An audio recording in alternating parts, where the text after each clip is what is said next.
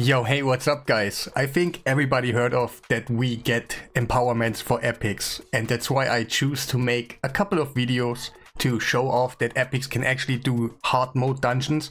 We're gonna start this time on Dragon, but before we gonna go into the run, I got some juicy thing I wanna mention just about the epics. It will be so much more amazing for fusion pools and everything else when we get a progressive chance on champions. So for example, I could maybe go for a +4 Duedan, really kind of easy, because he will get the boost really easy. Epics you're more likely to get, and on the end you're getting probably to +25 anyway, +25 I think it's called, yeah. And then you will get your epics way easier, and that's, to be honest, such a cool thing. We are at some points we can be happy that we can pool something again, because we will get improvements, and that's super nice. So we're gonna start on dungeon, and this one I tried to do first of all I was trying to get a run done with epics only, and it was successful, and I was like, but this is Dragon. That is that's the easy part, you know. Dragon is not so hard, and I was like, no, let's go for a speed farm. Can we actually do it? And the gear what I used is I have to be honest, really good. But that's kind of the point on the end. If you get your empowerments done, all those epics will be so much more tanky, so much more speedy. Everything is so much easier to get, even if you don't have your arena bonuses of, I mean the classic arena ones, and Great Hall. Yeah, it's called Great Hall, and maybe Sand Devil Ascensions or something. It will be way easier for you to do it. So in this one I came up with a Ugo Renegade, and yes, I will call this video epic only, but if you use rares in those kind of teams, that's okay, I think. So we got Ugo, Renegade, Eurogrim, Seer, and a Dark Kale. Those are not the easiest to get, but it can literally show you that the dungeon can be done with epics only, and everything should be okay. If we can speed farm it right now, there must be a way how to make it even without it. Like a Dark Kale or something. You could put a Ursula, a really nice tanky Ursula in there, and then you can revive over and over, something like that. That's what I did before, and it was successful. Not the fastest in the world, but then yeah, I was trying to get something speedier. You know, we all like speedy teams. So the preset of him is, he needs to get out the buffs for our Seer. In this one, in the next one, Seer will actually do her own buffage. So we turned, no wait, 11. It's kind of a little bit confusing. I can turn it off. He does not have it ready on that turn anyway on the opener, so that doesn't make a sense. So I will leave it like that. It's a little bit more easy to understand. On that turn right here, Seer's coming in and does her own buffs, so that doesn't matter at all. And we turned off the A2 right here and went for the poison. Renegade is just gonna reset one time over here, and the rest he's just not gonna do anything. And yeah, Dark Kale is basically not doing anything too much in here in the first two waves. And on this one, he's on the boss, he's gonna go like that. Ugo, he's providing us with a decreased defense, that's what we need right now. But maybe later on, if we get empowered and you stack up your Seer, then it's getting a little bit more easy. Of course, my Seer has a blessing right now on a 6-star, but yeah, that's kind of what you want. On the end, that's what everybody is buying first off the market, so yeah. And also he does it here. He is gonna do an opener first, decrease defense second, and yeah, he is opening with a 1. Decrease defense is on a 1, and the healing is on a 2, and Seer is just gonna basically do her thingies. I turned everything off here. That can actually hurt you if you turn that one off and on, and if you get, yeah, if you don't die on your Seer, that can actually hurt you if she's gonna cast that one. So did I mention that? Let's go into the run. It's a really quick one, and afterwards we're gonna talk about things like gear and stuff and requirements, and obviously this is meant to show empowerments will make every epic a little bit more crazy, everything a little bit more easy for you, and everybody can do stuff like that on the end. If you get just a +4 Seer or something, that maybe is enough to get no blessing on her or something. We don't know how high the stats gonna be that you get more on your champions, but it will get more, and on the end maybe you can skip out blessings and all that, and epics are really reliable again. You see what's happening right here.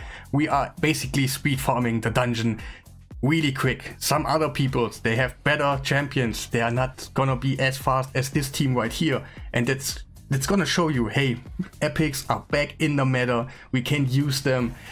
Get your creativity running a little bit, get something out of it, you know. The requirements I have on my champions right now, they're a little bit high, but yes, like I said, empowerments are coming, and you get those stats probably out of empowerments. That's why I'm actually doing this video right here. Let's go one more time. I want to see it one more time so you guys can see that's working all the time and stuff. Okay, maybe there is a fail rate on it, of course. Everything can get resisted by 3% and then you kind of get screwed and all that, but that's kind of okay. That's how it works. The other teams are affected by that too. And yeah, on the end you get something really crazy. I still can't believe that it went so good. I was like, can I get Dragon 10 working with just epics? And then I was like, can I get it done really quick with epics? And I was like, yes, you can. Insane, insane. I think my Dark Hail didn't increase the duration of debuffs because he does not have full crit rate right now. That's what I would recommend, get him on full crit rate. But yeah, I was spending a little bit too much silver. I'm not having too much, so I was like, yeah, okay, let's get it done different. Now he did it. I think I'm 86 crit rate or something. But that's, empowerments will be getting so crazy. I really do like it. There's something new, something cool, refreshing in the game. You can enjoy it. You get your dopamine out of your pools more than before. It's just simply like that. Before it was legendary, okay, yeah, and then you get the dopamine. But now you pull some epics and you all tell, yes, yes, my 5th seer, yes, you know. It's super nice. Let's talk about the stats and stuff. They are high. But yeah, we can skip those thingies on the end on other champions. When we get on our empowerments, we can skip more and more and more. So Seer is really high right now. And I think she is too high. I tried her out with the same stats. She was around 280 crit damage without any savage set or something. And she was almost killing the mobs, and I was like, okay, I gotta improve her. And then I checked Hell Hades Optimizer. The Hell Hades Optimizer gave me that set, and I was like, oh wait, that's looking really nice.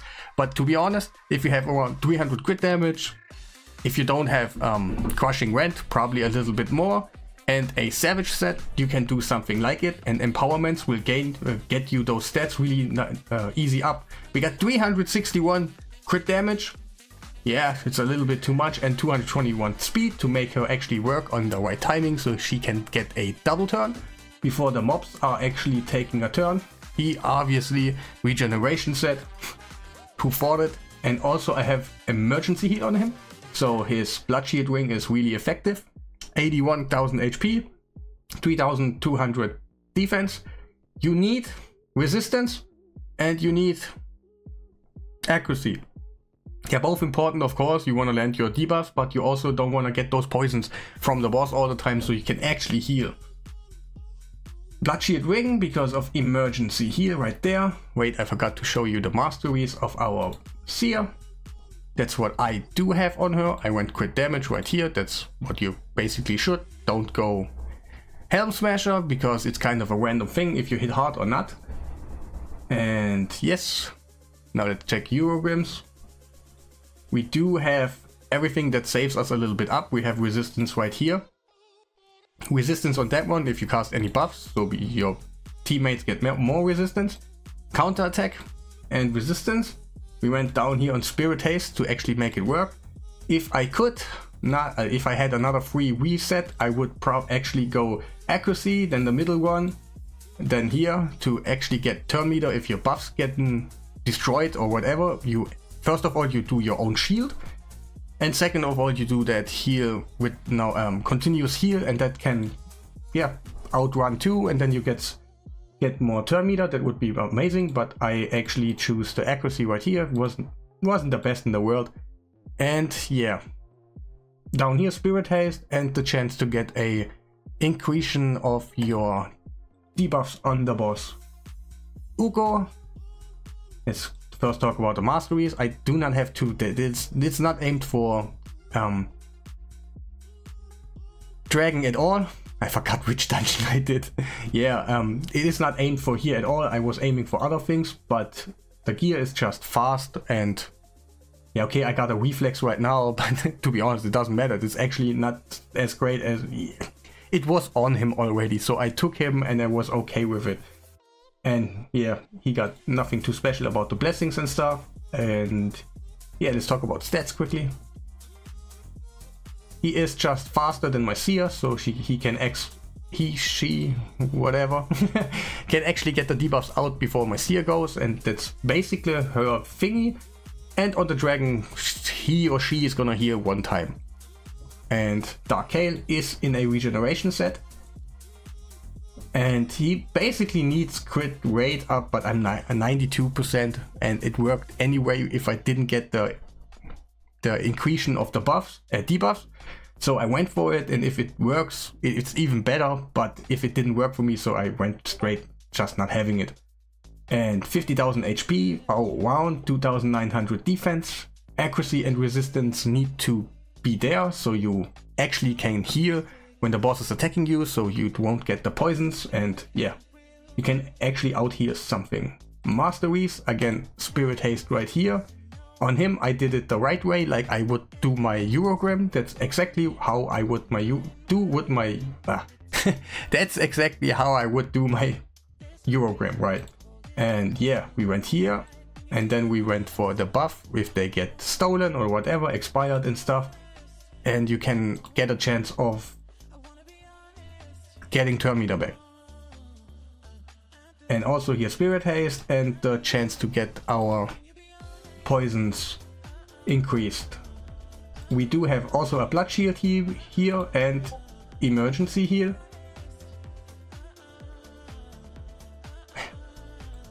The text box of Discord wasn't away. And yeah, that's what we got on him.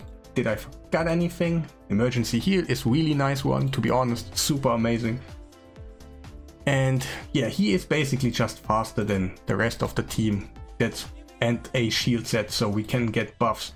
And the thing is, we almost have no buffs in here. We get a couple of buffs from our blood shields, so they are faster than the seer. They will actually do a hit and he will get a blood shield, and I think Eurogrim won't.